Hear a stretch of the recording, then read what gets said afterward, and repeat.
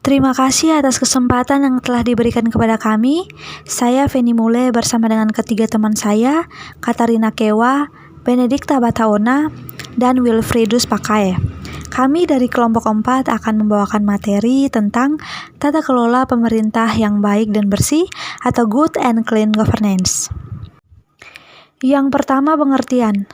Good and clean governance adalah segala hal yang terkait dengan tindakan atau tingkah laku yang bersifat mengarahkan, mengendalikan, atau mempengaruhi urusan publik untuk mewujudkan nilai-nilai tersebut dalam kehidupan sehari-hari.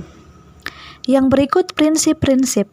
Prinsip-prinsip good and clean governance antara lain partisipasi, penegakan hukum, transparansi, responsif, orientasi kesepakatan, keadilan, efektivitas dan efisiensi, dan juga akuntabilitas visi strategis. Yang berikut adalah good and clean governance dan kontrol sosial. Keterlibatan masyarakat dalam proses pengelolaan lembaga pemerintahan pada akhirnya akan melahirkan kontrol masyarakat terhadap jalannya pengelolaan lembaga pemerintahan. Kontrol masyarakat akan berdampak pada pemerintahan yang baik dan bersih, bebas dari KKN, korupsi, kolusi, dan nepotisme.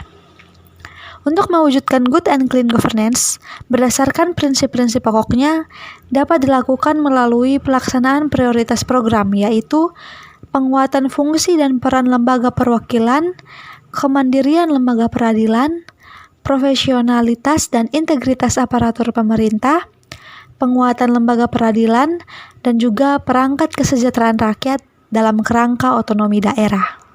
Good and clean governance dan gerakan anti korupsi. Pada hakikatnya, korupsi tidak dapat ditangkal hanya dengan satu cara. Penanggulangan korupsi harus dilakukan dengan pendekatan komprehensif, sistematis, dan terus-menerus. Penanggulangan tindakan korupsi dapat dilakukan antara lain: pertama, adanya political will dan political action dari pejabat negara dan pimpinan lembaga pemerintahan pada setiap satuan kerja organisasi untuk melakukan langkah proaktif pencegahan dan pemberantasan perilaku dan tindak pidana korupsi. Kedua, penegakan hukum secara tegas dan berat. Proses eksekusi mati bagi korupsi di Cina, misalnya, telah membuat sejumlah pejabat tinggi dan pengusaha di negeri itu menjadi jera untuk melakukan tindak korupsi. Tindakan tersebut merupakan shock terapi untuk membuat tindakan korupsi berhenti. Ketiga, membangun lembaga-lembaga yang mendukung upaya pencegahan korupsi, misalnya Komisi Ombudsman sebagai lembaga yang memeriksa pengaduan pelayanan administrasi publik yang buruk.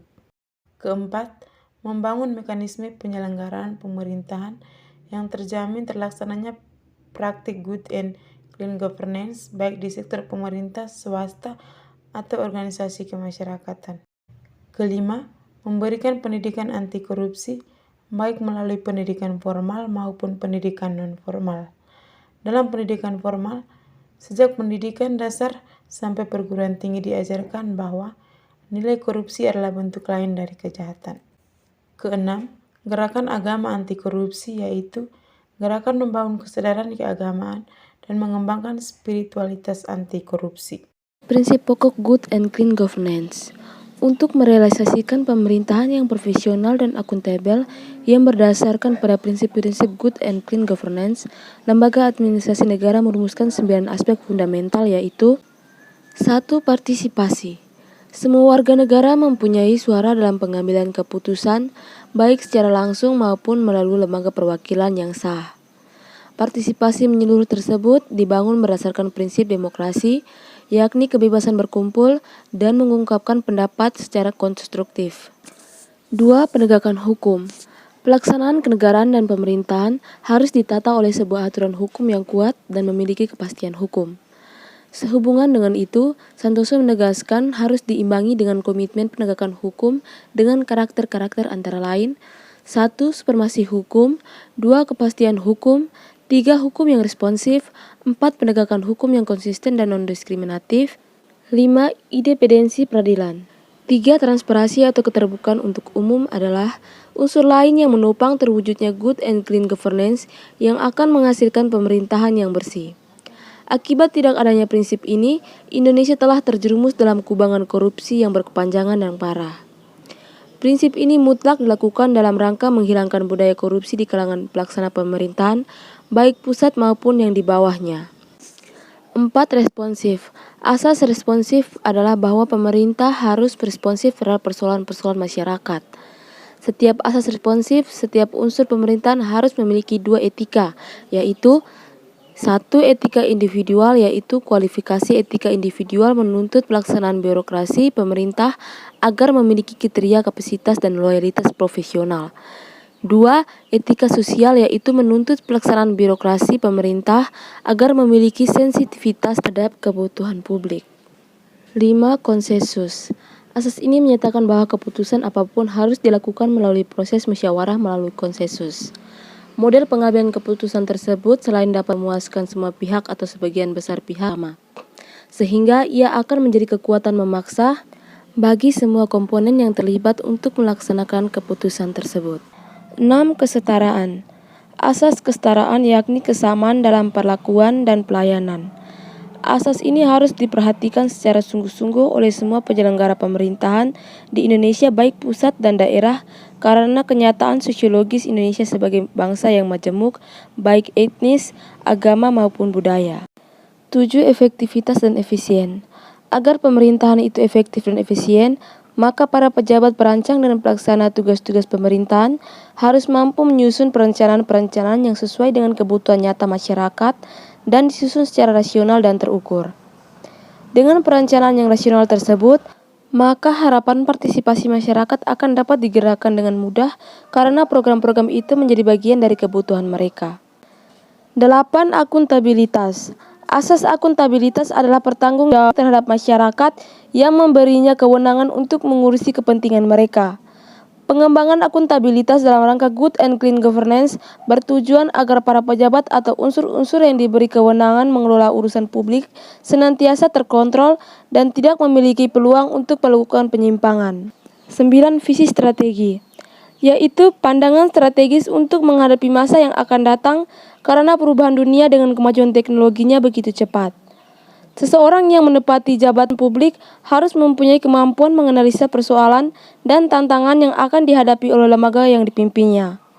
Dalam tataran nasional, apa yang dihadapi dan diinginkan oleh bangsa pada 20 tahun mendatang, misalnya, sudah harus dirumuskan dan disusun dalam rencana-rencana strategis. Strategi penataan aparatur dalam pelaksanaan good governance menuju pemerintah yang bersih. Untuk mewujudkan pelaksanaan good governance secara konsisten dan sustainable atau berkelanjutan bukanlah pekerjaan yang mudah. Apalagi good governance tersebut diarahkan pada upaya penciptaan aparatur yang bersih dan berwibawa. Untuk itu, jajaran birokrasi pemerintahan harus memahami esensi birokrasi itu sendiri dikaitkan dengan penciptaan good governance yang dimaksud. Opson dan Peter Plastrik menyampaikan 5 strategi untuk pengembangan konsep reinventing government yang dikenal dengan istilah The 5 Cs, yaitu: yang pertama, strategi inti, yaitu strategi merumuskan kembali tujuan-tujuan penyelenggaraan pemerintahan termasuk otonomi daerah melalui penetapan visi, misi, dan tujuan dan sasaran, arah kebijakan serta peran-peran kelembagaan serta individu aparatur penyelenggaraan pemerintah. Yang kedua, strategi konsekuensi. Dalam hal ini perlu dirumuskan dan didata kembali pola-pola insentif kelembagaan maupun individual, baik melalui pendekatan manajemen kompetitif, manajemen bisnis, atau manajemen kinerja. Yang ketiga, strategi pemakai jasa. Aparatur birokrasi dalam hal ini perlu melakukan reorientasi dan kepentingan politik pemerintah, serta orientasi pada kepentingan kelembagaannya ke arah kepentingan pemenuhan kebutuhan berdasarkan pilihan-pilihan masyarakat, pemakai jasa publik, peningkat kualitas layanan serta kompetitif pasar yang sehat. 4.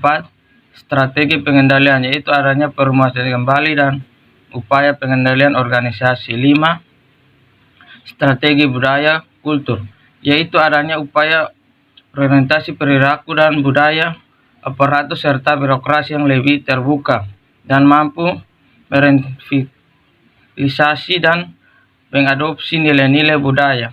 baik budaya lama maupun baru, yang lebih menyentuh nilai-nilai keadilan dan hati nurani. Yang berikut agar